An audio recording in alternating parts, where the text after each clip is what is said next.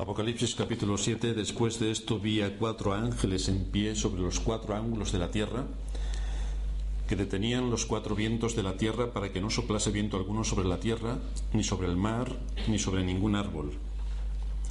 Vi también a otro ángel que subía de donde sale el sol y tenía el sello del Dios vivo, y clamó a gran voz a los 4 ángeles, a quienes se les había dado el poder de hacer daño a la tierra y al mar, diciendo: no hagáis daño a la tierra, ni al mar, ni a los árboles, hasta que hayamos sellado en sus frentes a los siervos de nuestro Dios.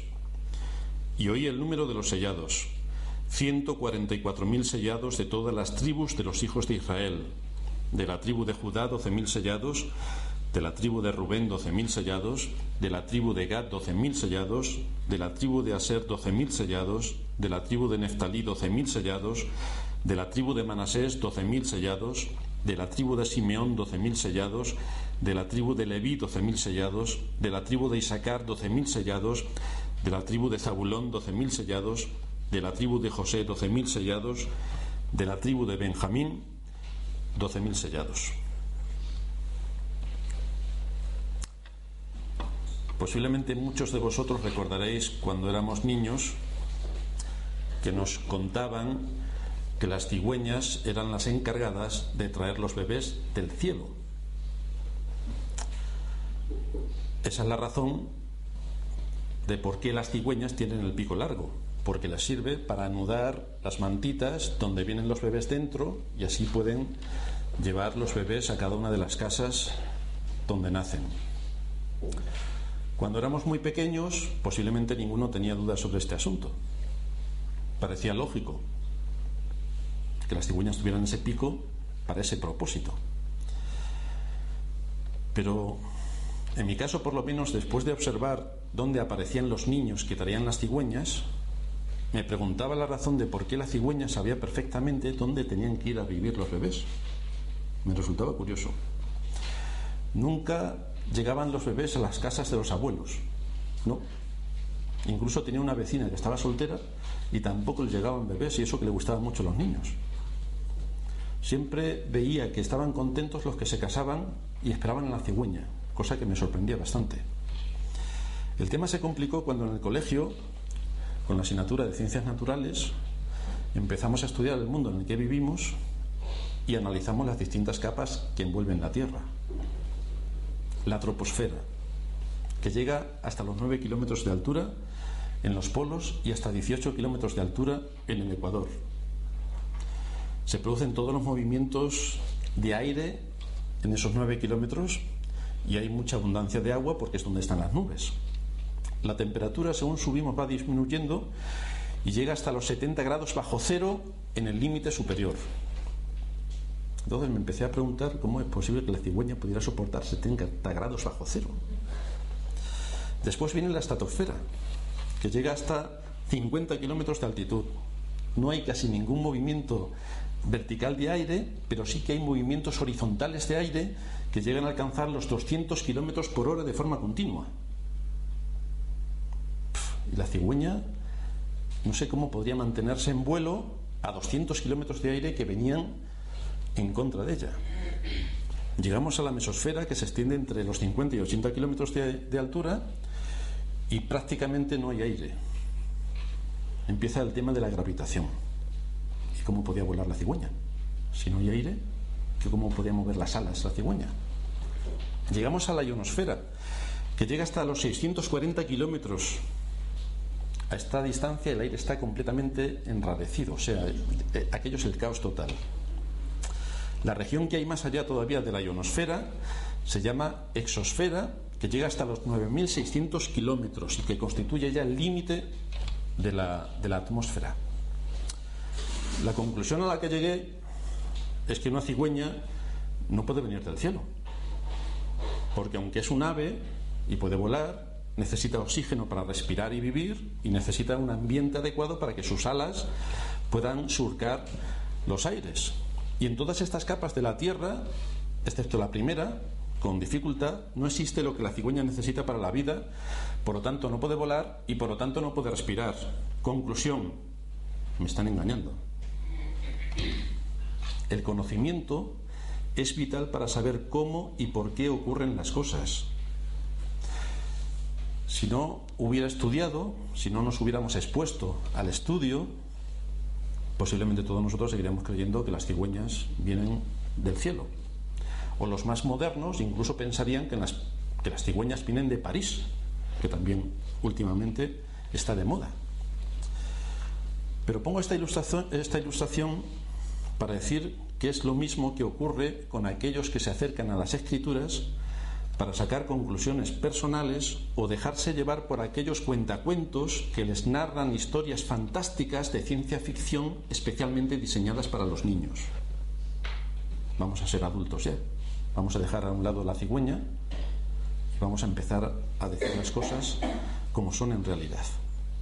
Un estudio riguroso de la Escritura, acercándonos a ella para adquirir madurez, para adquirir conocimiento, no para que nos cuente historia de niños, pronto nos dará como resultado que la interpretación de Apocalipsis, tal y como muchos la ven, no deja de ser un engaño como el de la cigüeña que trae a los bebés del cielo.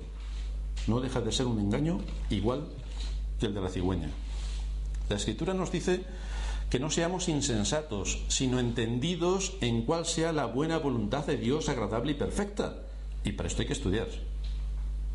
No nos viene de sopetón. Como todos nosotros, todo lo que hemos ido conociendo y sabiendo ha sido a base del esfuerzo y del estudio. Por otra parte, también nos avisa la Escritura de que el pueblo que conoce a su Dios se esforzará y actuará. Y en otro texto nos dice la Escritura que su pueblo pereció porque le faltó conocimiento. De manera que el conocimiento es imprescindible para saber quiénes somos, quién es Dios, qué creemos y cómo todo se desarrolla en el mundo. El conocimiento adquirido por un estudio riguroso de la palabra de Dios es vital para nuestra salud espiritual, para fortalecer nuestra fe y desde luego para entrar en el reino de Dios, porque una herejía nos lleva directamente al infierno. O sea que el matiz es bastante para tener en cuenta. Esto implica que debemos prestar mucha atención a lo que oímos y debemos poner el máximo empeño en lo que debemos hacer para obedecer a Dios de acuerdo a su palabra. Debemos discernir lo que oímos, que está de acuerdo a la palabra de Dios, no a que nos cuenten un cuento, el de la cigüeña que viene volando del cielo, sino a saber si eso realmente tiene fundamento en las Escrituras, está en consonancia con toda la estructura de las Escrituras y le da a Dios la honra, la gloria y la alabanza que solamente Él merece, y al hombre lo deja en su lugar. Y esto nos va a ayudar bastante a saber cómo ubicarnos dentro de las Escrituras. Tenemos, por tanto, que discernir lo que enseña la palabra de Dios respecto a las estratagemas de hombres que emplean con astucia las artimañas del error. Y estos son legión. Y además todos están en la Iglesia. Los hombres que emplean con astucia las artimañas del error son legión y están en las iglesias. Por lo tanto, tenemos que tener mucho cuidado, porque estamos hablando de un asunto de enorme trascendencia. Aunque estamos precisando cuáles son las bases para que podamos interpretar correctamente esta gran carta escrita por Juan y dictada por nuestro Señor, vamos a seguir recordando estos principios de interpretación, ya que si no los tenemos en cuenta, estaremos andando según las fantasías animadas de ayer y hoy que muchos cuentacuentos exponen, o según las fantasías que Hollywood y sus super películas de ciencia ficción nos quieren mostrar respecto al libro de Apocalipsis, cuando aquí no hay nada de sensacionalismo, no hay nada. Estos principios que debemos observar nos dicen, en primer lugar, que Apocalipsis es un libro simbólico. Apocalipsis es un libro simbólico. No hay más que empezar a leerlo y ver que no puede ser que haya un monstruo con 17 cabezas, 28 ojos y todo este tipo de cosas que aquí se están narrando. Por lo tanto, son símbolos que nos van a llevar a una verdad mayor. Por lo tanto, Apocalipsis es un libro simbólico. Todo lo que aparece viene expuesto en símbolos y los tenemos que interpretar como símbolos, no literalmente, sino como símbolos. Lo segundo, lo repetimos una vez más, es que es una gran carta dirigida a la Iglesia, es decir, a nosotros. Por lo tanto, esperamos que una gran carta, igual que el resto de cartas, nos traigan consuelo, aliento y esperanza. Esto es lo que hacen todas las cartas que están escritas en las Escrituras. En tercer lugar, la interpretación de esta gran carta debe estar en armonía con el resto de las Escrituras, porque este libro está dentro del canon de las Sagradas Escrituras, forma parte de la Biblia, por lo tanto lo tenemos que interpretar en el contexto de la Biblia. No es un libro aparte que nos va a servir para hacer encantamientos o adivinaciones o traer aquí cualquier parafernalia de las muchas que los hombres en nuestros días están trayendo sobre Apocalipsis. No. Es un libro que está dentro del canon de las Escrituras y debe ser interpretado en su contexto.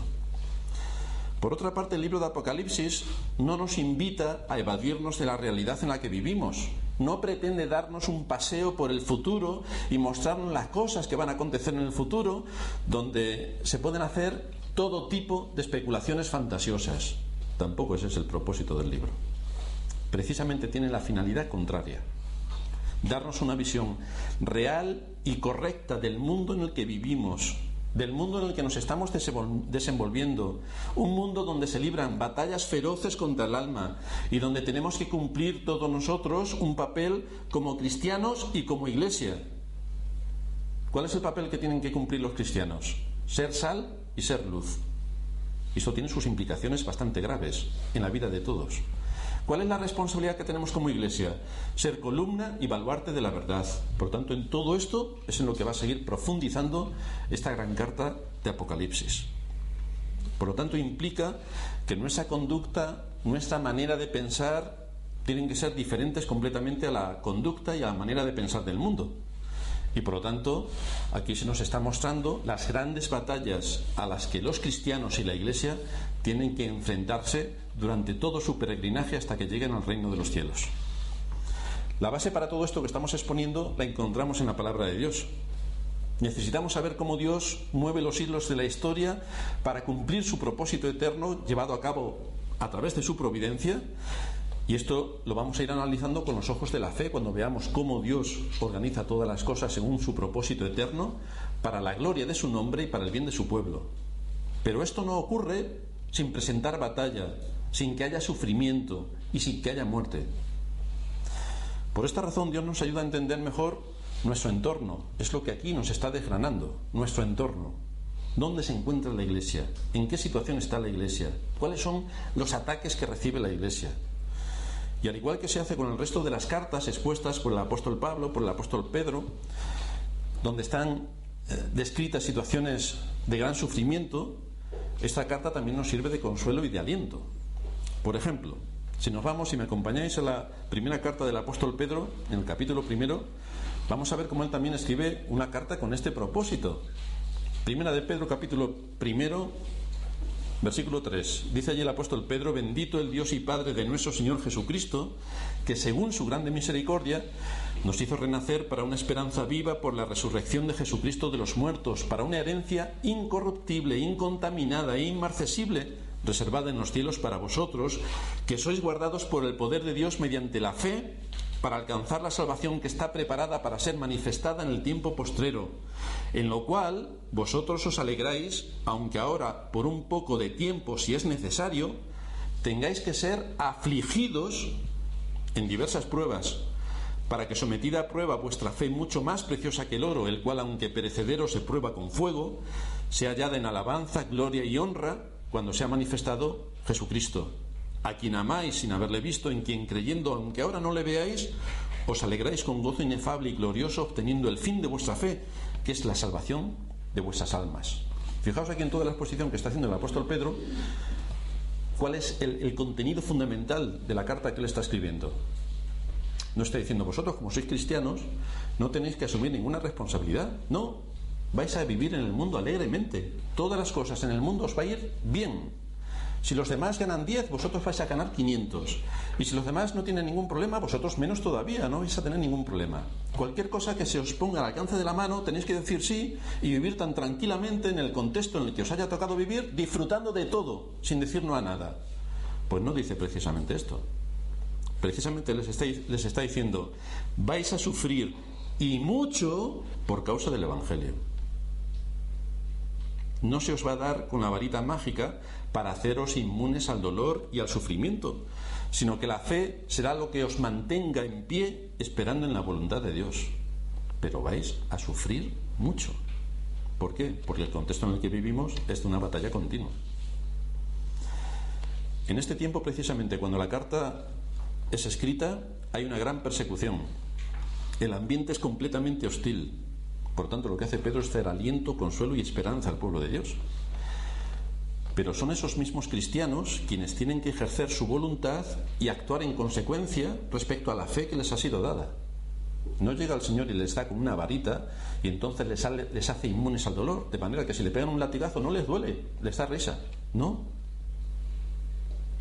les da con una varita mágica para aislarles de todo el contexto donde van a ser perseguidos, menospreciados, injuriados, donde se les van a quitar sus bienes, donde su salud se va a ver afectada por las pruebas a las que van a ser sometidas.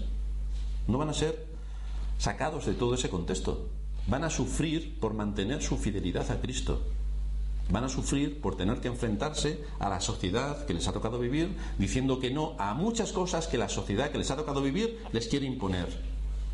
Y ellos empiezan a decir que no. Así que no penséis, porque el otro día cuando terminamos el culto oí por ahí atrás que claro, es que el Señor como Julianillo del que estábamos hablando, es que les da de su espíritu para que puedan soportar las pruebas. Entonces Julianillo le pegaron una paliza monumental, estuvo 3 años en la cárcel, acabó torturado y estaba tan contento, porque era Julianillo, claro. Pero nosotros, como no somos Julianillo, podemos vivir como queramos y decir sí a todo, porque los Julianillos ya vendrán y ya les dará Dios lo que les tenga que dar. Pero yo, que no soy Julianillo, evidentemente me abstengo de todo lo que tenga que sufrir en mi carne para defender el Evangelio o para posicionarme siendo sal y luz en medio de la sociedad en la que Dios me ha puesto. Pues no penséis esto, hermanos, porque os estaréis engañando. Aquellos que sufrieron por causa del Evangelio, y han sufrido muchos a lo largo de la historia, y el 5.º sello que leíamos la semana pasada o la anterior también nos hablaba de esto, de los que estaban clamando, sus almas clamando delante de Dios para que ejecutase sus juicios, no eran superhombres, eran hombres y mujeres como nosotros, hombres y mujeres como nosotros, miembros de una iglesia, sujetos a sus debilidades, con sus muchas flaquezas, pero lo que sí tenían claro es quién era su Dios y a quién obedecían. Por lo tanto, cuando las corrientes vinieron de acá para allá y les azotaron las corrientes y los vientos, ellos se mantuvieron firmes diciendo en quién creían y no se bajaron de la posición que habían adquirido ni de la roca que les sustentaba. Por lo tanto, cuando vinieron las tentaciones, las presiones sociales, las presiones familiares, el no hagas esto o haz lo otro, se mantuvieron firmes en su posición y esto les acarreó multitud de problemas. Hemos visto cómo el Señor al principio de este gran libro se acerca, de esta gran carta, se acerca a la iglesia, cómo trata con cada una de las iglesias, cómo atiende sus necesidades, dándoles consuelo, cómo advierte de la situación crítica de algunas de las iglesias para que tomen medidas y actúen respecto al Evangelio. Hemos subido con Juan al lugar desde donde todo el universo es gobernado y hemos empezado a ver cómo se mueven todas las fuerzas en el mundo para cumplir cada una de ellas su propósito. Si antes veíamos a Cristo en medio de su iglesia y tratando con la iglesia, ahora hemos pasado a un ámbito mucho mayor, un ámbito de dimensión universal. Es el trato de Cristo no ya con la iglesia, que es donde estábamos en los capítulos 2 y 3, sino con el mundo y el papel de la iglesia en el mundo, la situación de la iglesia en el mundo. De ahí la figura que veíamos de los 4 jinetes que nos mostraban desde la expansión del Evangelio con el primer jinete, y luego las implicaciones que ese Evangelio trae consigo en cuanto a la muerte, a la persecución, a la marginación y a las distintas aflicciones que conlleva vivir de acuerdo al Evangelio, que estaba representado por los otros 3 jinetes que venían detrás. Por lo tanto, cada uno debe evaluar lo que esto supone. Si el Evangelio nos es anunciado y lo tenemos que tomar para nosotros, esto supone que va a venir mucho tiempo de prueba y de aflicción. Y tenemos que estar preparados. Pero no podemos coger el Evangelio con una mano y no coger las aflicciones con la otra, porque es que las dos cosas vienen juntas. Para muchos de nuestros antepasados en la fe, vivir de acuerdo al Evangelio les supuso morir por el Evangelio. De ahí que encontramos el clamor que citaba antes de los ejecutados por causa del Evangelio en el 5.º sello. Después, siguiendo lo que también nos enseña la Escritura en su contexto general, llegamos al día de la ira de Dios, en el cual se llevará a cabo el juicio sobre toda carne, donde una conmoción inimaginable detendrá todo lo que conocemos. Es la segunda venida de Cristo, es el fin de la historia, se acabó, hemos llegado al punto final. Por lo tanto, veíamos cómo se nos ilustraba de qué manera los reyes, los poderosos, los gobernantes, todo se quedaba completamente paralizado y hasta el universo entero se quedaba paralizado con la llegada del Hijo de Dios. Cristo vendrá, por tanto, y juzgará a cuantos se opusieron a Él, por eso es el día de la ira, y a cuantos rechazaron el Evangelio, a cuantos no buscaron a Dios, a cuantos fueron insensibles a su palabra. Hasta aquí estamos viendo la secuencia que se está grabando con una cámara donde nos está exponiendo una parte, donde nos está exponiendo la historia desde un punto de vista, desde la expansión del Evangelio hasta el fin del mundo. Pero vamos a coger ahora otra cámara. Vamos a ver otra secuencia de todo lo que está ocurriendo. Llegamos al capítulo 7 y Juan nos describe otro cuadro que vio donde hay convulsiones de todo tipo, donde hay violencia, donde hay guerras, donde hay enfermedades y muerte, y que luego continuará en el capítulo 8. Y se presenta a la Iglesia en dos visiones distintas. Por un lado vamos a ver la Iglesia en medio de este mundo, peregrinando a través de todos estos dolores, donde hay violencia, donde hay juicios, donde hay aflicción. Lo vamos a encontrar en los primeros 8 versículos de este capítulo, y del versículo 9 en adelante vamos a encontrar a la Iglesia triunfante entrando en la presencia de Dios. Recordad el contexto en el que nos estamos moviendo. Los sellos del 1 al 5 nos muestran el anuncio que Cristo había expuesto cuando decía en Mateo 24:14 que será predicado este evangelio del reino en todo el mundo para testimonio a todas las naciones. El caballo que salía con su jinete predicando el evangelio. Y llegamos al sexto sello. Entonces vendrá el fin. Por lo tanto, aquí vemos cómo los jinetes cumplen con lo que el Señor ya había antes anunciado que ocurriría. Y Juan aquí en símbolos nos lo está exponiendo. Ese tiempo de extensión del Evangelio, ese tiempo de salvación para muchos, es a la vez un tiempo de persecuciones, un tiempo de aflicciones, un tiempo de serias dificultades que en algunos casos pueden llevar hasta la muerte, como vimos en el quinto sello. Después en el capítulo 8 se nos va a hablar de los juicios de Dios en la historia, las terribles 7 trompetas que vendrán después. Pero en medio de tanta convulsión, en medio de persecuciones, en medio de dolor, en medio de aflicciones, en medio de pruebas, en medio de conflictos, en medio de la lucha que tenemos que llevar a cabo por mantener la verdad contracorriente, en medio de la situación en la que estamos, en la que tenemos que defender el Evangelio en una sociedad hostil como es la que vivimos, y también con unas iglesias que son sinagogas de Satanás, la mayoría. ¿Qué ocurre con la verdadera iglesia? ¿Qué ocurre con los redimidos de Cristo? Aquellos que han oído con fe el mensaje del Evangelio de salvación que ha sido predicado por todas las naciones. ¿Qué ocurre con ellos? ¿Qué ocurre con los verdaderamente redimidos? Esto es lo que se nos expone en nuestro texto. Este capítulo es importante porque enseña algo que es necesario que la Iglesia sepa y recuerde durante el tiempo que tiene que peregrinar en este mundo. Lo que se nos dice de la Iglesia sirve para traer consuelo a los hijos de Dios y es una exhortación también para que los pecadores vengan a Cristo. Así que vamos a analizar este texto. Hoy vamos a ver la Iglesia identificada y la semana que viene veremos la Iglesia sellada, porque es de lo que nos habla este texto. 4 asuntos importantes que sobresalen en nuestro texto. En primer lugar, la visión que se nos muestra es de toda la tierra, los 4 ángulos de la tierra, como los 4 puntos cardinales, este, oeste, norte y sur. La tierra en toda su dimensión y en toda su extensión. La tierra. En segundo lugar, vemos que en cada uno de los 4 ángulos de la tierra estaba preparado un ángel que tenía poder para soltar los 4 vientos, vientos que van a traer el juicio de Dios sobre la tierra, vientos que van a traer castigo de Dios, vientos que van a dañar la tierra, pero que también tienen un poder limitado y restringido que les ha sido impuesto por el Creador. De ahí que el versículo 3 dice: no hagáis daño a la tierra, ni al mar, ni a los árboles, hasta que hayamos sellado en sus frentes a los siervos de nuestro Dios. Hay un condicionante que se ejecuta con absoluta precisión. Los números que aparecen aquí. Estamos hablando de que Apocalipsis es un libro simbólico. Por lo tanto, los números son importantes que los tengamos en cuenta cuando se nos están exponiendo. El 4. Hay 4 ángeles, hay 4 extremos de la tierra. El 4. Dice que respecto a la simbología y lo que implica el número 4, el 4 es el número cósmico. Corresponde al concepto que tenía del mundo el hombre antiguo, para quien nuestro planeta era un plano de 4 lados. Es decir, al hombre del mundo antiguo no sabía que la Tierra era redonda y todos entendían que la Tierra era un plano y que después de que acabase el plano estaba el abismo, que no se sabía ni lo que había ahí. Por lo tanto está un plano que tiene 4 extremos.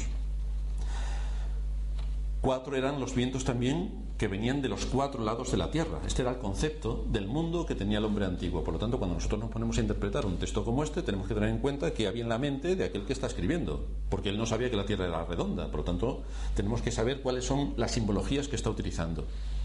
De manera que el 4 llegó a ser símbolo del mundo en el que el hombre vivía. 4 eran también los elementos de la antigua filosofía: la tierra, el agua, el aire y el fuego. En Apocalipsis el 4 veis que surge continuamente 4 seres vivientes, que lo leíamos en el capítulo 4, creo recordar, que representan toda la creación, los 4 ángeles de aquí en los 4 extremos de la tierra, que controlan los 4 vientos que hay en la tierra, que esperan el momento de la terrible masacre sobre la tierra. También hay 4 jinetes, que es lo que veíamos también en el capítulo anterior, que representan las diversas fuerzas que interrumpen en la historia. Por lo tanto, el 4, esto es lo que nos tenemos que quedar en mente, el 4 es siempre sinónimo de la creación visible, del mundo en el que vivimos, de lo que nos rodea. El 4 es el sinónimo de la creación visible. En tercer lugar, la escena que se nos presenta es que estando preparados estos 4 ángeles, no estamos hablando de ángeles literales, sino tenemos que cogerlo en un sentido simbólico, y que van a traer juicio sobre la tierra y causar un gran daño, apareció otro ángel que llegó desde el este, desde donde sale el sol, y vino con un sello de Dios avisando a los otros 4 ángeles para que no soltaran esos vientos del juicio hasta que los siervos de Dios fueran sellados, hasta que fueran marcados con este sello de Dios en sus frentes. En cuarto lugar, vemos que se nos da con precisión el número y la identidad de los sellados. Dice exactamente cuántos son: 144.000. Punto. No hay más ni menos. Es un número definido. Y en cuanto a este punto, la tendencia contra la cual tenemos que estar luchando al estudiar este libro es la de no tomar literalmente lo que debemos ver como un símbolo. No olvidemos que se nos está ilustrando una serie de verdades mediante símbolos. El símbolo representa una verdad, pero no es la verdad en sí misma. La bandera representa un país, pero la bandera no es un país. La bandera es el símbolo que representa el país, pero no es el país. Tristemente, como la ignorancia es un mal aliado del hombre, muchos son los que afirman que estos datos son literales y que a quienes se refiere con estos 144.000 son exclusivamente judíos, porque está detallando las tribus. Luego veremos si esto es así.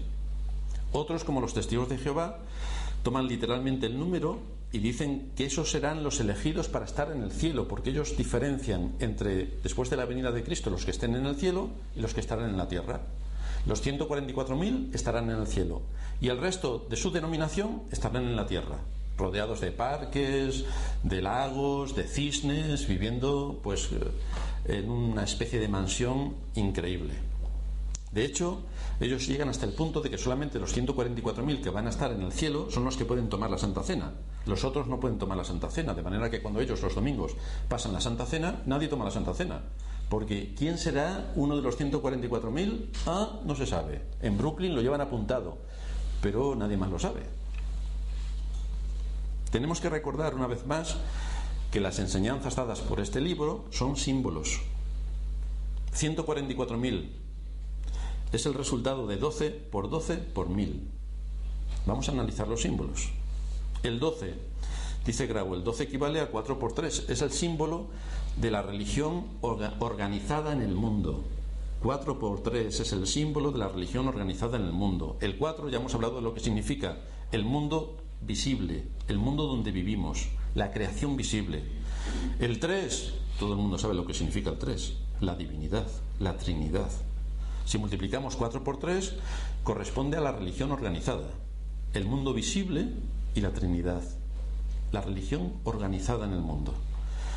Fijaos que el Israel del Antiguo Testamento tenía 12 tribus, no tenía 16, 28, 3, no, tenía 12 tribus, por esta sencilla razón. La Iglesia del Nuevo Testamento tiene 12 apóstoles, por esta sencilla razón. 12 estrellas coronan a la mujer que va a dar a luz, que luego estudiaremos en el capítulo 12. La Santa Ciudad tiene 12 puertas, y está sentada sobre 12 fundamentos, sobre los que están escritos los nombres de los 12 apóstoles. El árbol de la vida lleva 12 frutos. Por lo tanto, vamos viendo que esto es la religión organizada, el 12. El texto que nos ocupa se refiere, si estamos diciendo 12 por 12, es que hay dos 12, evidentemente. Los judíos, los israelitas, tenían 12 tribus, y a la iglesia cristiana se le dieron 12 apóstoles. Por lo tanto, tenemos 12 de los israelitas y 12 de los gentiles. 12 por 12, 144. Aquí tenemos la suma de toda la iglesia, israelitas y gentiles, toda la iglesia en su plenitud, toda la iglesia. Cristo murió tanto por israelitas como por gentiles. Cristo fue sentenciado a muerte tanto por israelitas como por gentiles. Cristo fue adorado tanto por israelitas como por gentiles. Lo veíamos la semana pasada cuando estudiábamos el caso de los magos que vinieron a adorar al rey de los judíos que había nacido y que los judíos no sabían exactamente de qué estaban hablando.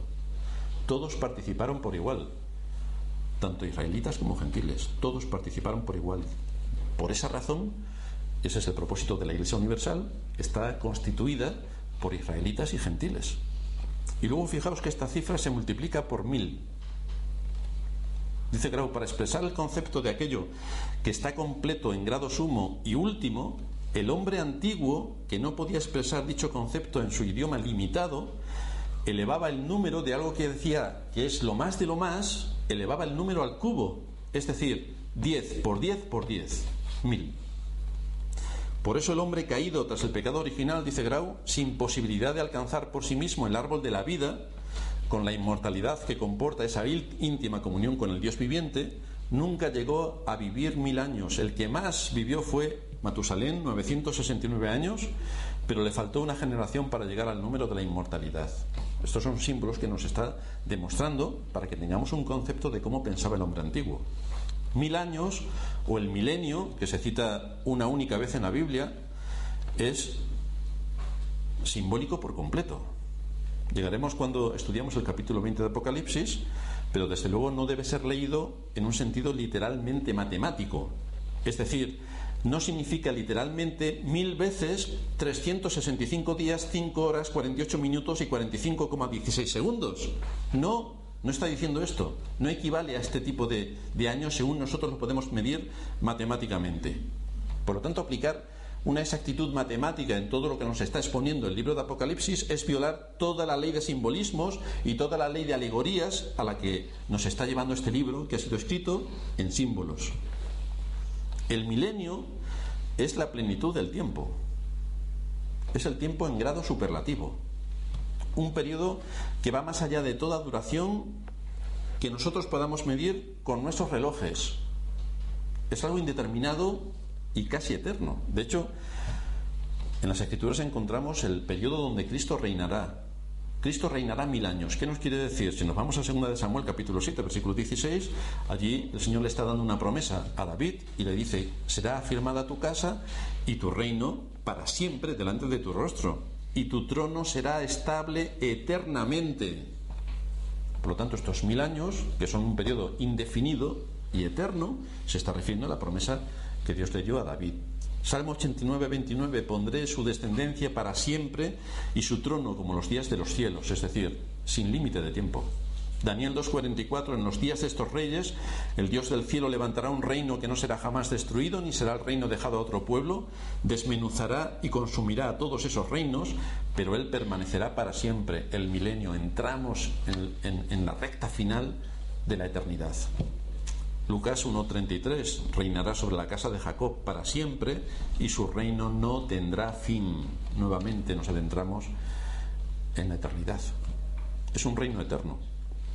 De manera que los números usados en estos 144.000 simbolizan precisamente un número determinado y preciso que Dios ha decretado en la eternidad para salvar de entre todas las tribus, naciones y lenguas, siguiendo la promesa dada a Abraham de que en su simiente, esto es, en Cristo, serían benditas todas las naciones de la tierra,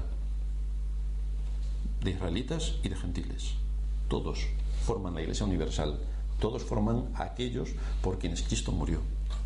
Esto transmite al pueblo de Dios un gran consuelo, porque lo que nos está diciendo con esta definición de 144.000 es que Dios conoce por su nombre a todos y cada uno de los redimidos. No habrá ni uno más, pero tampoco habrá ni uno menos. Aquellos por los que Cristo murió son exactamente aquellos que entrarán al cielo, 144.000. Y cuando decimos 144.000 no estamos diciendo literalmente 144.000, estamos diciendo un número definido que nosotros no sabemos, como las arenas del mar, que Dios tiene determinado salvar según su propósito eterno. Un número definido, contado con exactitud. Esta no es una enseñanza nueva. Tanto los profetas como el mismo Señor nos hablan de este asunto. El Señor en Juan capítulo 10, versículo 14, nos dice allí: yo soy el buen pastor y conozco mis ovejas y las mías me conocen. Así como el Padre me conoce y yo conozco al Padre y pongo mi vida por las ovejas.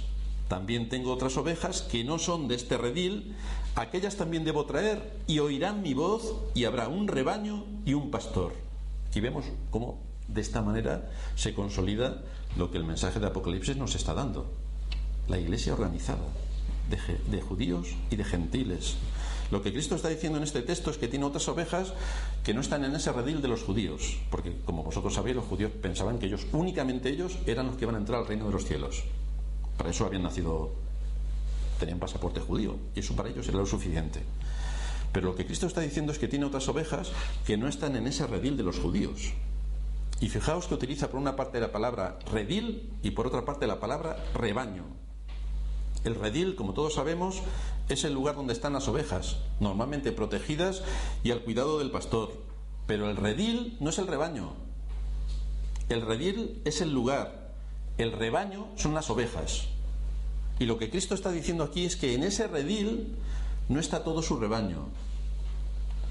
Esas otras ovejas que faltaban añadir al redil son los gentiles que estaban fuera del entorno donde Dios había dado los pactos y las promesas, que estaban fuera del territorio de Israel. Pero eso no era obstáculo para que la gracia de Dios se manifestara no solamente a los israelitas, que a pesar de su tozudez a muchos de ellos salvó, sino también a los gentiles, que a pesar de estar fuera de los pactos y de las promesas, también los llamó por su gracia. Los que no pertenecían según la carne a la descendencia de Abraham son tomados como la verdadera familia de Abraham por medio de la fe. Dice Efesios capítulo 2 versículo 11: por tanto acordaos de que en otro tiempo vosotros los gentiles en cuanto a la carne, vosotros erais llamados incircuncisión por la llamada circuncisión hecha con mano en la carne. En aquel tiempo estabais sin Cristo, alejados de la ciudadanía de Israel, ajenos a los pactos de la promesa, sin esperanza y sin Dios en el mundo, no teníais nada. Pero ahora el Señor nos dice: habrá un rebaño y un pastor. Y en Efesios 2:14 nos dice que Él es nuestra paz, que de ambos pueblos hizo uno, derribando la pared intermedia de separación. Los juntó. De ahí que tengamos 12 por 12, la Iglesia universal unida de israelitas y gentiles, unidos como la Iglesia de Cristo. Así que el rebaño abarca a la familia entera de Dios. Habéis visto que se empiezan a dar los nombres de todas las tribus. Y también sabemos, como lo explica el apóstol Pablo, que no es hijo de Abraham aquel que desciende físicamente de Abraham, porque Abraham es llamado el padre de la fe.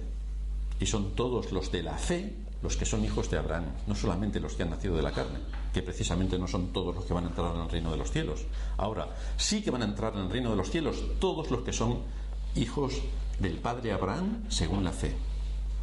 Tenemos hijos de Dios, aparte de los israelitas, entre los descendientes de Adán. Tenemos a Abel, tenemos a Enoc, tenemos a Noé y tenemos una larga descendencia hasta que llegamos a Abraham. Y todos ellos fueron salvos por la fe. Todos aquellos antepasados sin ser israelitas también fueron llamados por Dios a la salvación.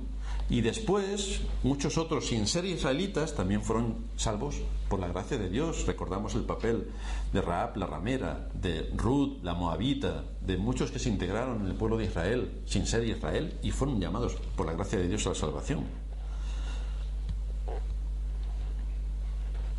Las ovejas de Cristo conocen su voz. Ninguna de las ovejas de Cristo se perderá. Este número de 144.000 nos indica precisamente eso, que Dios no va a dejar a ninguna de sus ovejas fuera del redil al que Cristo las ha llamado. Dios tiene un número definido de pecadores por los cuales Cristo murió. Dios tiene un número definido de pecadores que pertenecen tanto a israelitas como a gentiles. Es la Iglesia que se ha ido formando a lo largo de los siglos. Es el pueblo de Dios que ha sido llamado a la salvación mediante la poderosa voz de Dios, que es la única que da vida a los muertos. Que Dios tiene cuidado de nosotros es una enseñanza contundente de las Escrituras. Fijaos lo que dice el Señor en Mateo 10:29 en cuanto a cómo Dios tiene su gobierno sobre toda la creación. Dice allí, Mateo 10:29, ¿no se venden 2 pajarillos por 1 cuarto? Con todo, ni uno de ellos cae a tierra sin vuestro Padre. Pues aún vuestros cabellos están todos contados. Así que no temáis, más valéis vosotros que muchos pajarillos. Es decir, el cuidado especial de Dios sobre todos sus hijos. Hay un número definido de sus hijos que no van a caer en las garras del diablo. Y ese número definido entrará en sus moradas eternas. Por lo tanto, todo esto se nos muestra para expresar el valor que para Dios tienen sus hijos, con el propósito de que tengamos consuelo en el cuidado que Dios tiene de nosotros, que tengamos esperanza sabiendo todo lo que Dios ha organizado en este mundo para nuestra redención. Esta es la enseñanza que sobresale en este texto. Dios ha llamado a su pueblo de los 4 extremos de la tierra para darles salvación por medio de Cristo. Él nos deja esta gran carta y nos habla diciéndonos de qué manera conoce a la perfección a todos aquellos que en su propósito eterno ha llamado a la vida. Los conoce perfectamente. ¿Se olvidará, dice Isaías, la mujer de lo que dio a luz para dejar de compadecerse del hijo de su vientre? ¿Se olvidará la mujer de su hijo? Aunque olvide ella, dice Dios, yo nunca me olvidaré de ti. He aquí, en las palmas de las manos te tengo esculpida. Difícilmente podemos leer este texto sin recordar lo que Cristo tenía en las palmas de sus manos, que significa por quién murió Cristo. Y ninguno de aquellos por los que Cristo murió se van a perder. Es un número definido de pecadores que han sido llamados por la gracia de Dios y a quienes Dios va a llamar, llamó y llamará hasta que se complete el número de los elegidos, y entonces vendrá el fin. Esta es la enseñanza a la que nos expone este texto de Apocalipsis. Vamos a terminar en oración. Apocalipsis capítulo 7. Después de esto vi a 4 ángeles en pie sobre los 4 ángulos de la tierra, que detenían los 4 vientos de la tierra para que no soplase viento alguno sobre la tierra, ni sobre el mar, ni sobre ningún árbol. Vi también a otro ángel que subía de donde sale el sol y tenía el sello del Dios vivo, y clamó a gran voz a los 4 ángeles a quienes se les había dado el poder de hacer daño a la tierra y al mar, diciendo: no hagáis daño a la tierra, ni al mar, ni a los árboles, hasta que hayamos sellado en sus frentes a los siervos de nuestro Dios. Y oí el número de los sellados: 144.000 sellados, de todas las tribus de los hijos de Israel. De la tribu de Judá, 12.000 sellados. De la tribu de Rubén, 12.000 sellados. De la tribu de Gad, 12.000 sellados. De la tribu de Aser, 12.000 sellados. De la tribu de Neftalí, 12.000 sellados. De la tribu de Manasés, 12.000 sellados. De la tribu de Simeón, 12.000 sellados. De la tribu de Leví, 12.000 sellados. De la tribu de Isaacar, 12.000 sellados. De la tribu de Zabulón, 12.000 sellados. De la tribu de José, 12.000 sellados. De la tribu de Benjamín, 12.000 sellados. Empezamos nuevamente recordando los principios de interpretación que tenemos que usar para no dejarnos llevar por las fantasías de los hombres, que nada tienen que ver con la palabra de Dios, sino con el sensacionalismo al que de forma natural todos los seres humanos nos vemos abocados. Es decir, a todos nos gusta el sensacionalismo, que nos cuenten historias y cuentos de Hollywood, y ahí tenemos un montón de cuentos que nos ayudan a entretenernos. Pero la Escritura no ha sido escrita para entretenernos, sino para formarnos en la fe y para darnos consuelo y esperanza. Estos principios que iremos repitiendo nos dicen, en primer lugar, que Apocalipsis es un libro simbólico, que siempre lo tenemos que estudiar desde esa perspectiva para no caer entonces en el sensacionalismo. Todo lo que aparece viene expuesto en símbolos, por lo que no podemos interpretarlos literalmente siempre. Lo segundo es que es una gran carta dirigida a la Iglesia. Por lo tanto, como todas las cartas dirigidas a las iglesias, también a la nuestra, es una carta que nos lleva a darnos consuelo, aliento y esperanza. Lo tercero es que su interpretación debe estar en armonía con el resto de las Escrituras, porque este libro, aunque algunos no lo crean, está dentro de la Biblia. Por lo tanto, guarda lo mismo que el resto de las Escrituras. Tiene que ser interpretada desde esa posición.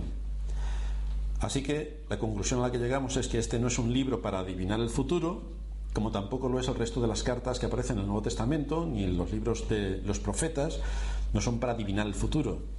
Ya hemos visto cómo el Señor se acerca a la iglesia y se mueve entre ella, tal y como lo hizo el tabernáculo en el desierto. Cómo atiende sus necesidades dándoles consuelo, cómo advierte sobre la situación en la que cada una de ellas se encuentra. Lo veíamos en los capítulos 2 y 3, para que tomen medidas y actúen. Está reconociendo sus grandes dones y también sus deficiencias importantes. Hemos subido con Juan al lugar desde donde todo el universo es gobernado y hemos empezado a ver cómo se mueven los hilos de la historia, cómo se mueven las distintas fuerzas que llevan a cabo su propósito, un propósito delegado de Dios para que el mundo sea como es. Si antes veíamos a Cristo en medio de su iglesia y tratando con ella, ahora pasamos a un ámbito mayor desde donde vemos todas las fuerzas que operan en el mundo. Es el trato de Cristo, no ya con la iglesia, sino con el mundo. Y dentro de ese plan amplio del mundo, ¿cómo se desenvuelve la iglesia dentro del mundo? ¿Qué está ocurriendo con la iglesia en el contexto del mundo? De ahí que veíamos la figura de los 4 jinetes, que nos mostraban la expansión del Evangelio por el primer jinete y las implicaciones que el Evangelio trae consigo en cuanto a muertes, persecuciones, marginaciones y distintas aflicciones que conlleva vivir de acuerdo al Evangelio. Es decir, todos los que quieran vivir piadosamente padecerán persecución. Esa es una regla matemática que se cumplirá. Después, siguiendo también lo que nos enseña la Escritura, en su contexto general, llegamos al día de la ira de Dios, en el cual llevará a cabo el juicio final para todo hombre, donde una conmoción inimaginable detendrá todo lo que conocemos. Es el juicio final, es el día que se acaba todo lo que conocemos hasta hoy. Ahora llegamos al capítulo 7 y Juan nos describe otra escena donde hay convulsiones de todo tipo, violencias, guerras, enfermedades y muerte. Pero antes de meternos en todo esto, va a hablarnos de otra cosa. Lo que se nos dice, debemos recordar, de la Iglesia, siempre va a ser para traer consuelo a los hijos de Dios y también nos va a dar una exhortación para aquellos que andan todavía en su pecado, para llamarles al arrepentimiento. Ya vimos la semana pasada que los números usados en este texto, 144.000, simbolizan un número determinado y preciso que Dios ha decretado desde la eternidad para salvar de entre todas las tribus, naciones y lenguas a aquellos a quienes les ha sido concedida la fe, es decir, a la simiente de Abraham.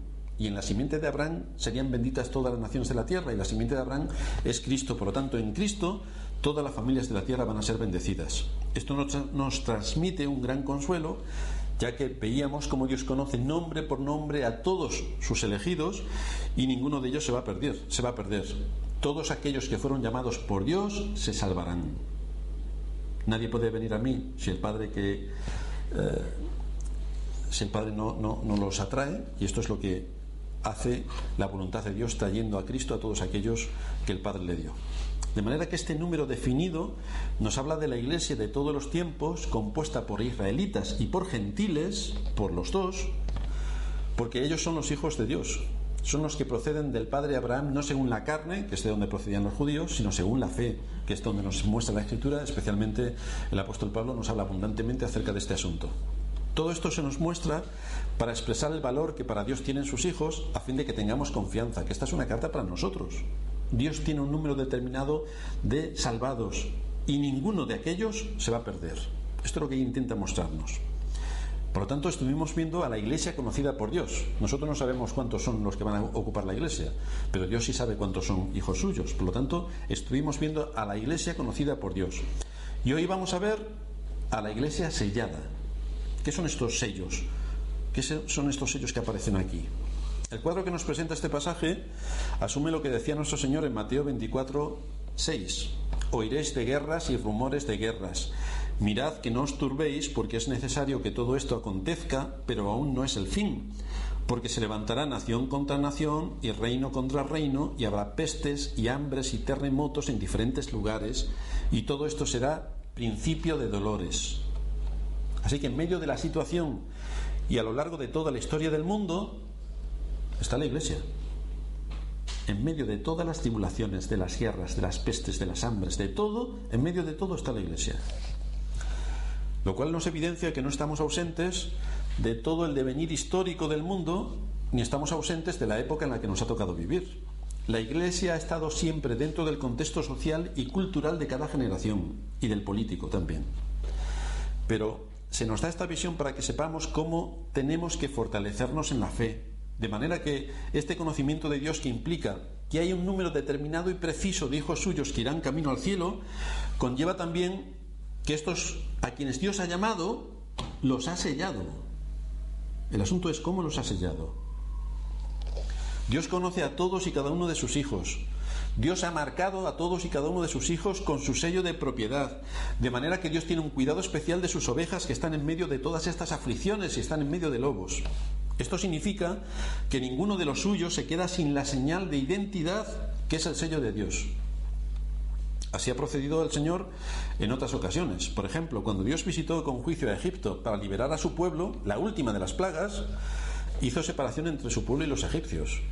Bueno, ya desde la primera.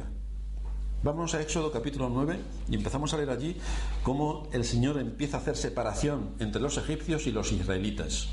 Por si alguno se pregunta o piensa que los israelitas eran muy santos y los egipcios eran muy malos y que por eso Dios hizo esa distinción, realmente se equivoca.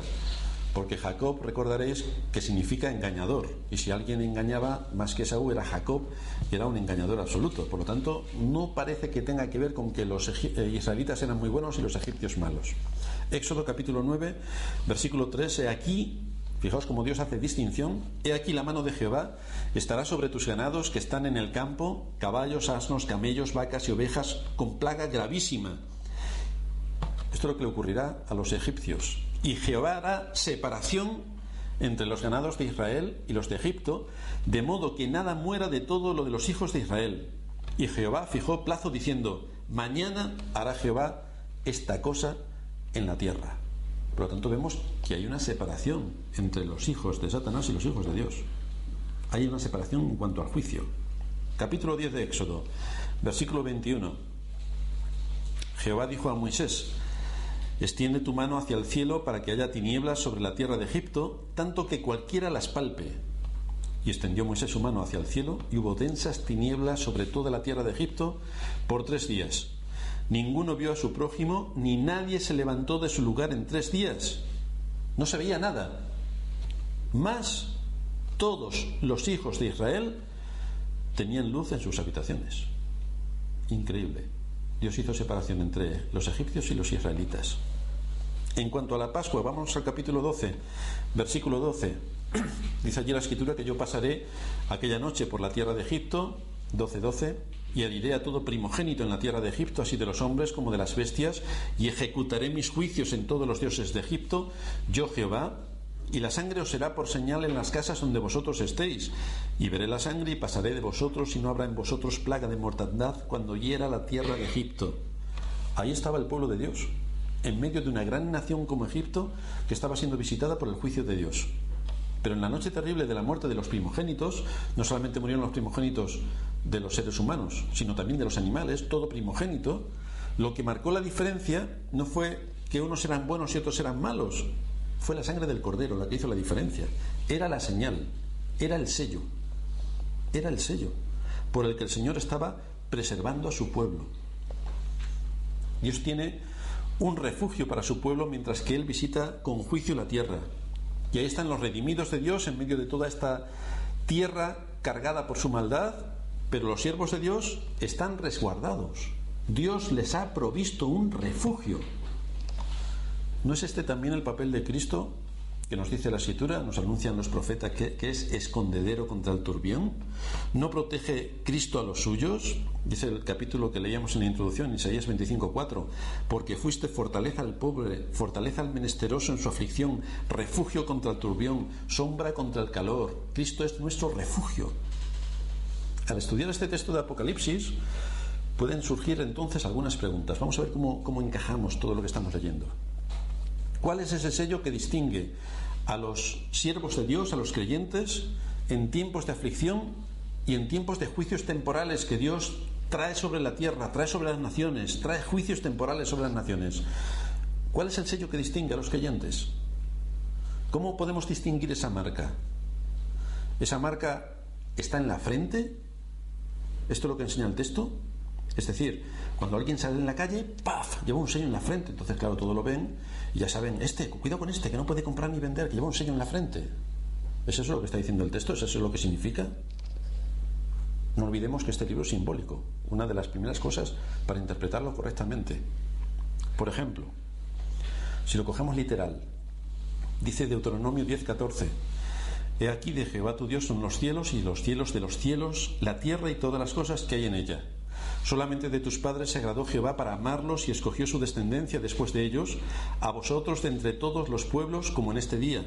Circuncidad pues el prepucio de vuestro corazón y no endurezcáis más vuestra cerviz. ¿Se puede circuncidar el prepucio del corazón? Está hablando metafóricamente, está dando un simbolismo para que la circuncisión sea hecha en el corazón. Es decir, soy hijo de Dios no porque he nacido en Israel, sino porque el corazón lo atestigua, que por la fe abrazo a Cristo y abrazo las doctrinas. Dice el salmista en el Salmo 51, versículo 7, dice David: purifícame con hisopo y seré limpio, lávame y seré más blanco que la nieve. Lo cual quiere decir, si nos lavamos con hisopo, ¿seremos blancos? Parece que no es esto lo que quiere decir el texto. Por lo tanto, tenemos que coger cada texto con el simbolismo que representa. Cuando nuestro texto de Apocalipsis habla de esta manera, cuando dice, dice el ángel, hasta que hayamos señalado en sus frentes a los siervos de nuestro Dios, nos tenemos que preguntar, ¿en qué sentido preserva ese sello a los hijos de Dios en medio de los juicios? Recordamos que había 4 ángeles que iban a tener un juicio terrible sobre la tierra. Llega un ángel, los detiene hasta que los hijos de Dios sean sellados. La pregunta es, ¿en qué sentido preserva ese sello a los hijos de Dios en medio de los juicios y aflicciones que vamos a tener durante el tiempo de nuestra vida en la tierra? Estas preguntas las debemos de contestar a la luz de las doctrinas que conocemos de la Escritura. Es decir, vamos a buscar en las Escrituras que nos respondan las mismas Escrituras a estas preguntas. Vamos a ver qué es lo que Dios nos ha dejado expuesto en su palabra, porque es ahí donde debemos encontrar las respuestas, no en cuanto a nuestra imaginación, sino en cuanto a la palabra de Dios. Lo cierto es que con esta afirmación que está haciendo aquí la Escritura no se nos enseña nada nuevo ni distinto a la enseñanza general que encontramos en las Escrituras, sino la aplicación y explicación de enseñanzas que ya conocemos. En el Nuevo Testamento se nos enseña en varias ocasiones que Dios sella a sus redimidos. Es lo que Dios hace. Segunda de Corintios, capítulo 1, versículo 20. Porque todas las promesas de Dios son en Él sí y en Él amén, por medio de nosotros, para la gloria de Dios. Y el que nos confirma con vosotros en Cristo y el que nos ungió es Dios, el cual también nos ha sellado y nos ha dado las arras del Espíritu en nuestros corazones. Por lo tanto, sí que hay algo como el sello de Dios, que no es un marchamo que te ponen en la frente que pone alta calidad o vete a saber qué. No, Dios sella a sus escogidos. Pablo en este texto estaba siendo cuestionado por algunos de esta iglesia y entre otras pruebas presenta en su defensa que es Dios quien lo confirma. No necesita un sello en la frente, no está hablando de esto. Es Dios quien lo ha ungido y añade también que es Dios quien ha estampado en él su sello, que es Dios quien le ha dado las arras del Espíritu. Dice Hendrickson, comentando esto, con estos versículos Pablo concluye sus aclaraciones en cuanto a ofrecer razones de su fiabilidad, de por qué él era el apóstol. El apóstol enseña la doctrina de la Trinidad, destacando que Dios confirma a los creyentes, que Dios Padre confirma a los creyentes, que Dios Hijo los unge y que Dios Espíritu Santo los sella. El orden verbal, dice Hendrickson en estos versículos, confirmar, sellar, dar garantía, ha sido tomado del aspecto legal. Dios es quien confirma a Pablo y a los corintios, igual que ocurre en nuestros días. Es Dios quien lo hace. Él crea, fortalece y sostiene la comunión que los creyentes mantienen con Cristo. Es algo que Dios hace. La base de esta comunión es la promesa que Dios hace a su pueblo. Vámonos a Hebreos capítulo 6. Y dice allí el Señor, ¿con qué, en base a qué Dios sella a su pueblo? Hebreos 6, 17.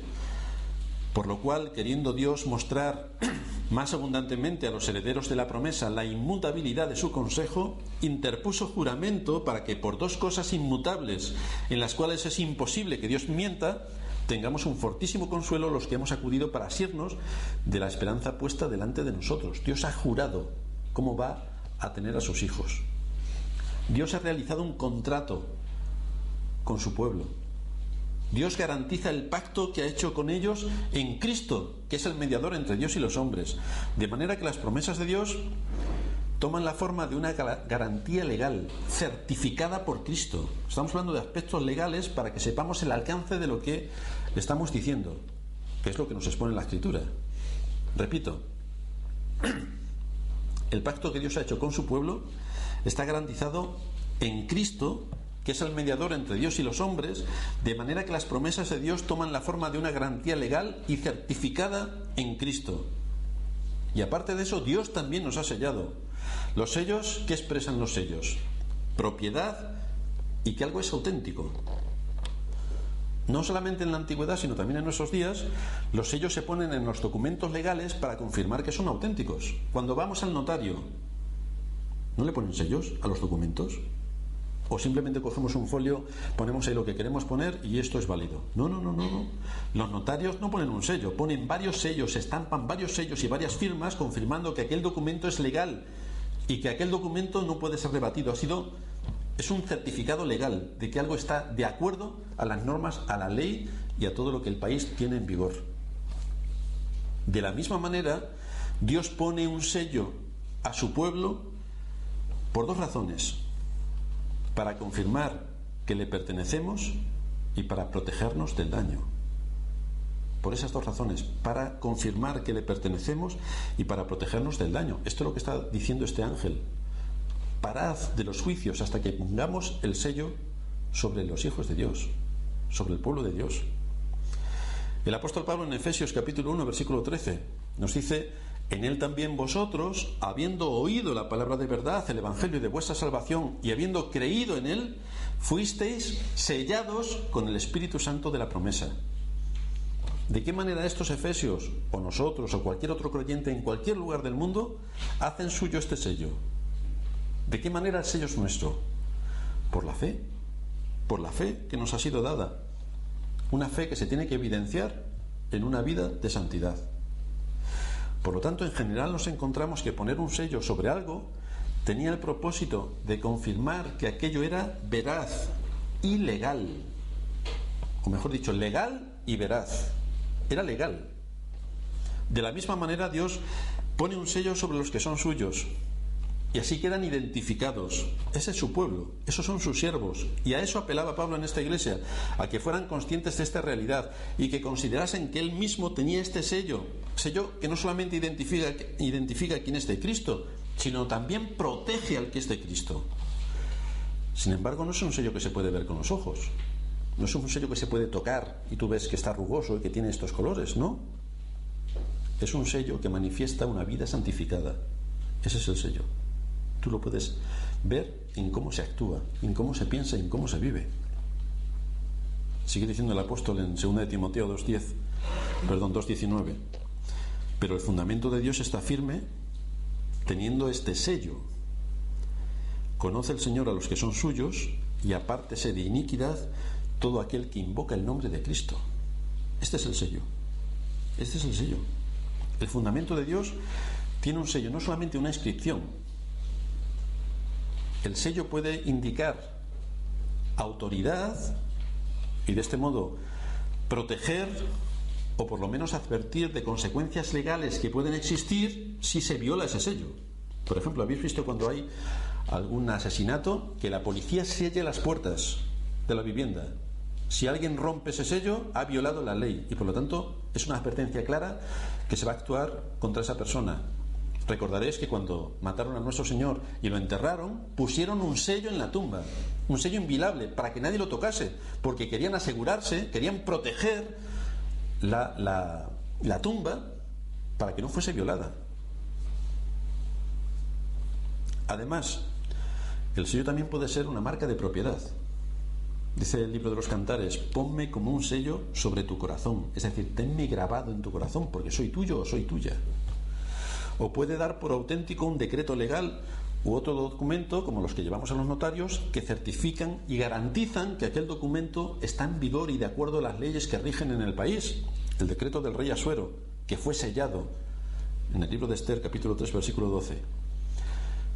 Ahora bien, cuando leemos que el fundamento de Dios, los creyentes, la Iglesia, tiene un sello, no es del todo exacto aplicar una de estas tres ideas que hemos expuesto al sello. El sello por el cual todos los creyentes son sellados protege, indica propiedad y certifica, las tres cosas al mismo tiempo. El sello de Dios protege, indica propiedad y certifica. Esto es lo que hace el sello. Dios el Padre nos protege para que ninguno se pierda, ninguno se va a perder. Dios nos ha conocido desde toda la eternidad como hijos suyos y va a cumplir su propósito llevando a su pueblo a la salvación. Dios, el Hijo, es nuestro propietario. Le fueron dados a todos los creyentes a Él. Los ha comprado y los ha redimido con su sangre. Por lo tanto, la idea de propiedad es permanente también, tal y como se nos anuncia en las Escrituras. El Señor conoce a los que son suyos. Estamos bajo su reino, bajo su gobierno. Nos conoce perfectamente. Y Dios, el Espíritu Santo, certifica que somos hijos de Dios. Esa protección, propiedad y certificación la sella el Espíritu Santo. La sella. Es un sello invisible, pero que se hace patente por una vida de santidad. Ese es el sello. Es el Espíritu Santo quien sella, quien pone esa marca especial sobre todos los que son de Cristo. Y ese sello, según nos dice Efesios 4:30, es para preservar a los redimidos hasta el día de la redención. Los guarda, los preserva hasta el día de la redención, hasta el día en que Cristo venga por segunda vez a buscar a los suyos. Por eso nos dice el texto: no contristéis al Espíritu Santo de Dios, con el cual fuisteis sellados para el día de la redención. De manera que tenemos que el Espíritu Santo estampa sobre los hijos de Dios ese sello para identificarlos y para protegerlos. Esto es lo que confirma nuestro texto de Apocalipsis, cuando nos dice que el sello va en la frente. Es simbólico, pero es algo que todo el mundo puede ver. Todo el mundo puede ver cómo actúa un cristiano y todo el mundo puede ver cómo actúa un no cristiano. Solamente tienes que estar un ratito oyendo cuál es el lenguaje que utiliza y cuál es su forma de pensar. Y cuando hay alguna situación de crisis, cómo actúa uno y cómo actúa otro. La obra del Espíritu de Dios en el corazón de los suyos se evidencia en la vida.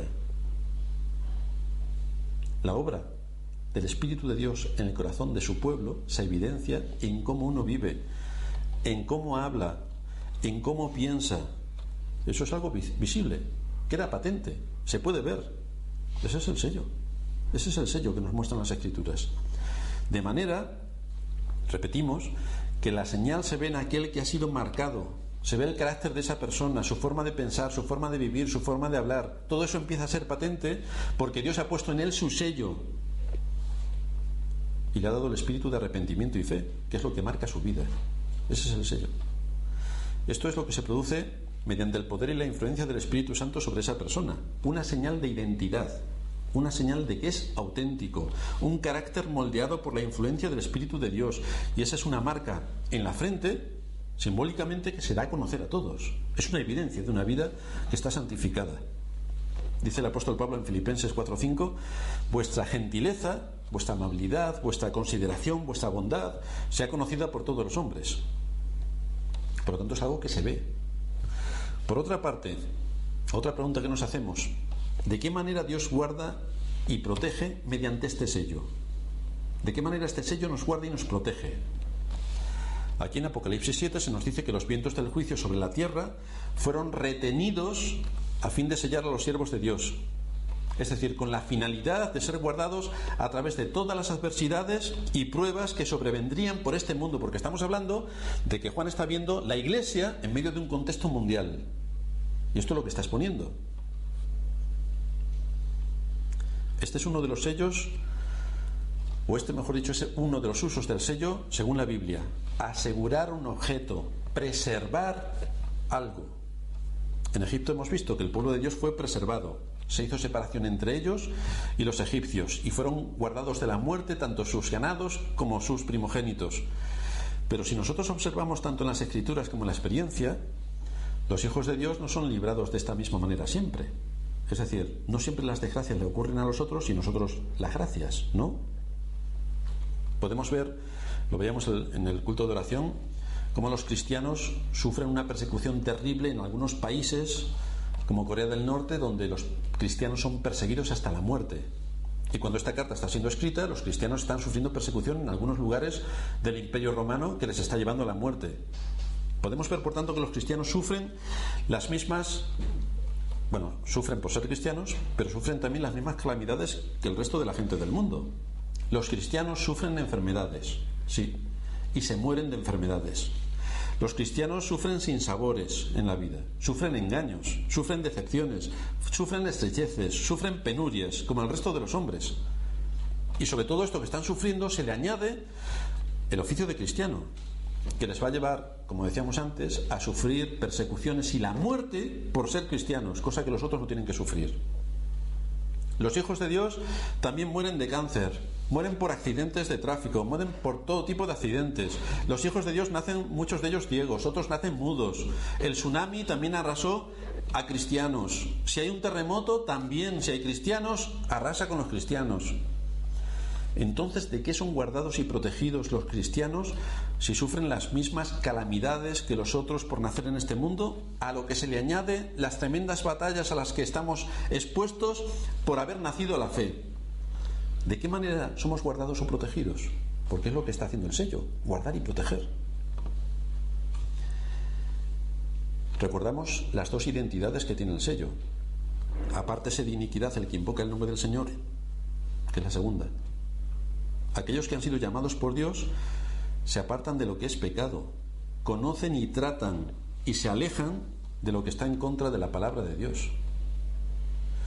Esto es de lo que son guardados y preservados los cristianos, no de las aflicciones temporales que vienen por vivir en esta carne y vivir en este mundo, y los accidentes, tribulaciones o pruebas que a todo el mundo le sobreviene, de las cuales nosotros no estamos exentos, sino que los cristianos son guardados y preservados del pecado y de la maldad en medio de las aflicciones y las pruebas. Cristo no vino para ser un rey político, hemos dicho antes. Vino para ser un rey que libertase a su pueblo del pecado. Y esto es exactamente el mismo contexto en el que estamos hablando. El sello de Dios no es para preservarnos de que a todo el mundo le puede ir mal y a nosotros bien, no. Es de que a todo el mundo le puede ir mal y a nosotros peor, pero nos va a preservar del pecado y nos va a preservar de la caída. De esto nos va a preservar el sello. Por ejemplo, vámonos al capítulo 16 de Apocalipsis, versículo 8, porque vamos a ver que también Satanás sella a los suyos. La gente se pone muy contenta cuando dice, bueno, es que los cristianos llevan el sello en la frente. Sí, pues mira, si nos vamos un poco más adelante en el libro, vamos a ver que los de Satanás también lo llevan. Apocalipsis 16:8, el cuarto ángel derramó su copa sobre el sol, al cual fue dado quemar a los hombres con fuego, y los hombres se quemaron con el gran calor y blasfemaron el nombre de Dios que tiene poder sobre estas plagas, y no se arrepintieron para darle gloria. El quinto ángel derramó su copa sobre el trono de la bestia, y su reino se cubrió de tinieblas, y mordían de dolor sus lenguas, y blasfemaron contra Dios del cielo por sus dolores y por sus úlceras, y no se arrepintieron de sus obras. El asunto es que aquellos que han conocido a Dios se arrepienten y aquellos que no conocen a Dios no se arrepienten. Los hombres que no tienen este sello de Dios les vienen las pruebas y las adversidades, pero vuelven una y otra vez al pecado. La maldad es su escape, es su desahogo. Por lo tanto, por muchas pruebas que les sobrevengan, no lo ven como la providencia de Dios que está tratando sus corazones a fin de llevarlos a Cristo, y que en medio de los juicios temporales que Dios trae sobre las naciones puedan encontrar el socorro. No. Encima blasfeman más contra Dios. Todos habréis oído cuando hay un terremoto cómo la gente socarronamente se ríe y dice, si hubiera Dios no permitiría que hubiera terremotos. Claro, por la misma regla de tres habría que decirle, ¿y tú por qué hoy no estás en el infierno ardiendo ya? Porque tienes la misma consideración. Les vemos maldiciendo a Dios, volviéndose contra quien les puede ayudar y librar de la ira venidera, pero no tienen el sello. Por eso no se apartan de iniquidad. Apártese de iniquidad todo aquel, en la segunda parte del sello. Y estos que no tienen el sello no se apartan de iniquidad. Vámonos a Apocalipsis capítulo 9, versículo 20. Y vemos allí que los otros hombres que no fueron muertos con estas plagas, ni aún así se arrepintieron de las obras de sus manos, ni dejaron de adorar a los demonios y a las imágenes de oro, de plata, de bronce, de piedra y de madera, las cuales no pueden ver, ni oír, ni andar. Y no se arrepintieron de sus homicidios, ni de sus hechicerías, ni de su fornicación, ni de sus hurtos. De manera que está uno predicando, y la gente no quiere oír. Se vuelven como el perro a su vómito y continuamente están metidos en sus cosas, negando cualquier cosa que tenga que ver con Dios. De manera que este sello no es para guardar a los siervos de Dios de las adversidades y aflicciones del mundo, no, sino para guardarnos de pecar. Este sello es para que perseveremos en la vida de santidad, para que tengamos paciencia en la aflicción, para que nos podamos gozar en las tribulaciones, para que podamos soportar la disciplina de Dios, para que aprendamos a contentarnos en cualquiera que sea nuestra situación, porque podemos estar firmes en la promesa de Dios de que no nos dejará ni nos desamparará. Este es el sello que Dios ha puesto en nuestros corazones. El propósito del sello es que seamos guardados del pecado, porque es el pecado y no la adversidad y la aflicción lo peor que nos puede pasar. Es el pecado. No que seamos dominados por el Imperio Romano. No, es el pecado. Hemos visto entonces en qué consiste el sello, esa nueva vida y poder que están por el Espíritu Santo en los que son de Cristo, y cómo los marca para vivir una nueva vida que se caracteriza por oír la voz de Cristo y seguir en obediencia todo cuanto Cristo dice. De manera que este sello que el Espíritu Santo ha puesto en nosotros nos guarda y nos libra del peligro más grande que amenaza al hombre, su pecado. El pecar contra Cristo, hasta el punto de apartarnos de Él. Por eso Dios se asegura con el sello del Espíritu de que ninguno de aquellos que ha llamado a la salvación se va a apartar de Cristo. No nos libra de las aflicciones, no nos libra de las enfermedades, no nos libra del sufrimiento, que son muchas veces parte del proceso al que tenemos que estar sometidos para ejercitarnos en la fe, pero sí que nos libra y nos pone todo a nuestro alcance para librarnos de la tentación y evitarnos llegar a pecar hasta el punto de apartarnos del Dios vivo. Ahí, hasta eso llega el sello de Dios. Hemos visto cómo Dios hace diferencia y marca los suyos, cómo Dios pone su sello, que es un sello invisible que se ve en la conducta de aquellos que han sido señalados por Él, de manera que aquellos a quienes Dios ha puesto ese sello piensan, viven y hablan no como la gente del mundo, sino con la marca de los hijos de Dios. Pero a la vez tenemos también que recordar que el diablo, lo estaba comentando antes y ahora nos metemos, el diablo también marca a los suyos. El diablo también marca a los suyos. Vámonos a Apocalipsis capítulo 13, versículo 16, y nos dice allí, Apocalipsis 13, 16, hacía que a todos, pequeños y grandes, ricos y pobres, libres y esclavos, se les pusiese una marca en la mano derecha o en la frente, y que ninguno pudiese comprar ni vender sino el que tuviese la marca o el nombre de la bestia o el número de su nombre. Es decir, Satanás también marca a los suyos. Están marcados los hijos de Dios y los hijos de Satanás también. Es una marca que les da ciertas facilidades para hacer y adquirir cosas. Por ejemplo, vámonos al Salmo 73 y veremos allí lo que ocurre con aquellos que tienen la marca. Es un salmo de Asaf. Todos lo recordaréis por lo que aquí está exponiendo. Salmo 73, versículo 2, en cuanto a mí, casi se deslizaron mis pies. Por poco resbalaron mis pasos, porque tuve envidia de los arrogantes, viendo la prosperidad de los impíos. Es decir, ¿cómo es posible que los impíos prosperen? Planteamiento que se está haciendo el salmista. Porque no tienen congojas por su muerte, pues su vigor está entero. No pasan trabajos como los otros mortales, ni son azotados como los demás hombres. Por lo tanto, si todo te va bien en la vida y no tienes a Dios, la soberbia los corona. Se cubren de vestido de violencia, los ojos se les saltan de gordura, logran con creces los antojos del corazón, se mofan y hablan con maldad de hacer violencia, hablan con altanería, ponen su boca contra el cielo y su lengua pasea la tierra y dicen: ¿cómo sabe Dios? ¿Hay conocimiento en el Altísimo?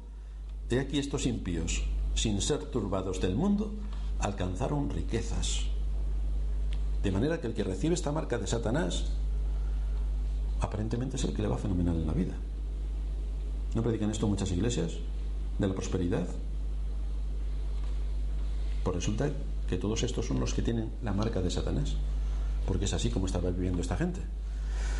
De manera que el que reciba esta marca de Satanás, ese será de los que beberán la copa de la ira de Dios, y ese será de los que vivirán por los siglos de los siglos atormentados durante toda la eternidad. Vámonos a Apocalipsis capítulo 19, versículo 20.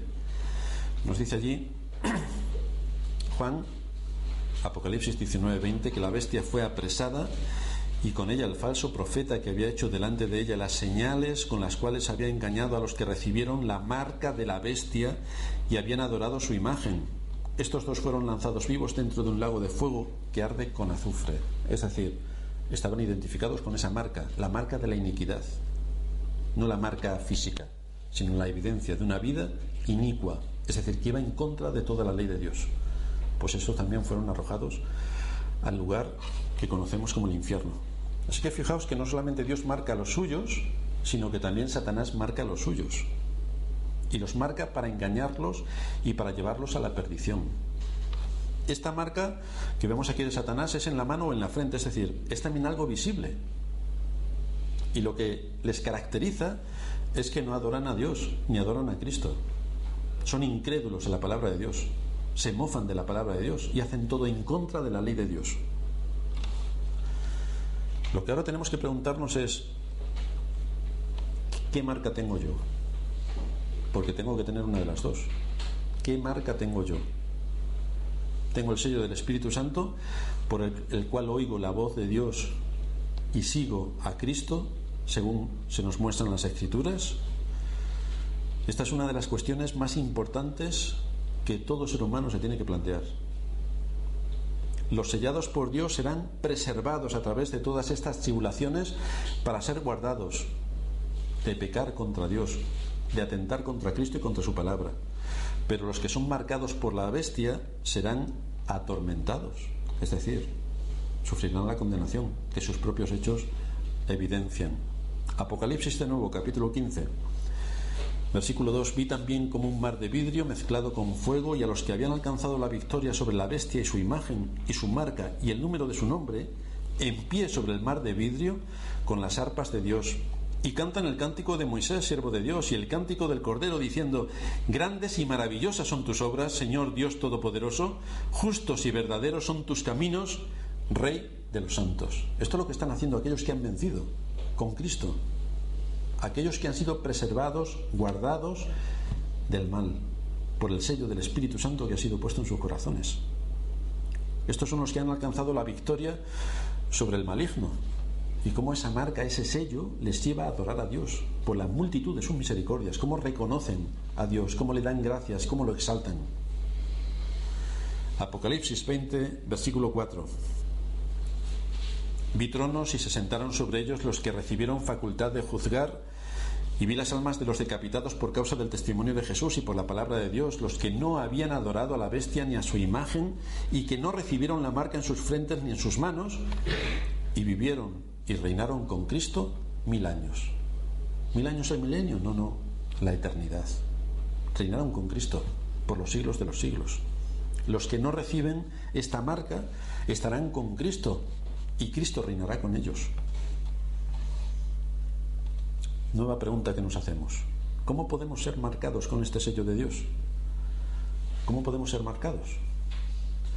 Efesios 1:13, con otros muchos textos, nos da la respuesta. Dice allí el apóstol Pablo: en él también vosotros, habiendo oído la palabra de verdad, oído el evangelio de vuestra salvación, y habiendo creído en él, fuisteis sellados con el Espíritu Santo de la promesa. De manera que esta marca viene por oír y creer con fe en el Evangelio. Lo más sencillo. Por oír y creer con fe en el Evangelio. Esa es la forma por la que el Espíritu Santo marca, y no hay otra. Esta es la marca del Espíritu Santo. Nuestro texto nos lleva a confortar nuestra alma en medio de las adversidades. Vemos cómo Dios detiene los vientos del juicio hasta sellar a los suyos. Se asegura, somos de su propiedad, nos preserva y certifica que nosotros entraremos en el reino de los cielos. Dios detiene los vientos del juicio hasta sellar a los suyos, porque los quiere preservar de forma segura en medio de las tribulaciones, para sí y para su reino. Su Espíritu Santo va a ser en todos y en cada uno de sus elegidos el poder que vamos a necesitar para que nos podamos gozar y regocijar en Dios en medio de las pruebas, en medio de las aflicciones, de manera que podamos superar el pecado, de manera que podamos aprovecharnos del sacrificio de Cristo, que murió en nuestro lugar para librarnos de la ira venidera. Para librarnos de ese terrible día es por lo que somos sellados hoy por el Espíritu Santo. Es por lo que es el medio que Dios utiliza para certificar a su pueblo. El Espíritu Santo que aplica el sacrificio de Cristo a todos aquellos que Dios llamó desde antes de la fundación del mundo y que han oído y creído la palabra de Dios. Pues este es el mensaje para la Iglesia. Estas son las palabras de consuelo, de aliento y de esperanza que esta carta tiene para nosotros. Fijaos cómo no tiene nada de adivinación, de esoterismo y de las 1000 cosas que la gente atribuye a este texto. Aliento, consuelo y esperanza. Hemos sido llamados por Dios. Dios tiene un número definido de gentes de toda tribu, lenguaje, pueblo y nación para sí, y los ha sellado con su Espíritu Santo. Y se ha asegurado de que todos aquellos a quienes Él ha llamado desde la eternidad van a ir al reino de los cielos.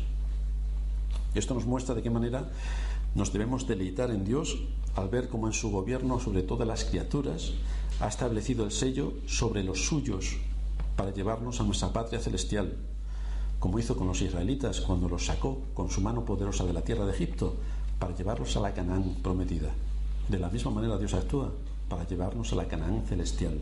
Ese es el mensaje de consuelo, aliento y esperanza, repito, para la Iglesia. Vamos a terminar en oración.